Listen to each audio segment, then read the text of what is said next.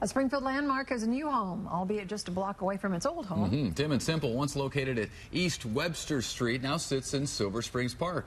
KY3's Dustin Hodges shows us how a local group was able to save a piece of history. The plan had initially just been to knock the building down. When developers bought the land at 934 East Webster, where Timmons Temple sat for over 80 years, a group called Save Timmons Temple started raising money to keep the building in one piece.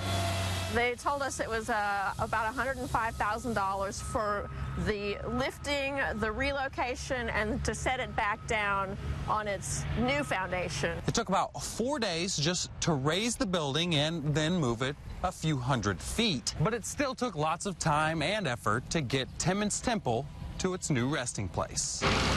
What we're using here today is a hydraulic dolly setup.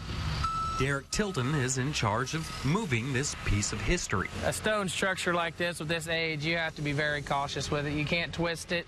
You can't do abrupt turns or stops with it. I've attended this church several times, so yeah, it's got a lot of history behind it. And even at more than 80 years old, Timmons Temple still has a bright future. It's going to fit in great here at Silver Springs. Some of the sunburst patterns in the rock that we see in the church are also inlaid in areas in Silver Springs. So it will match Silver Springs, and it will match the look of our other historic parks. So that's really neat. Boy, it's amazing, isn't it?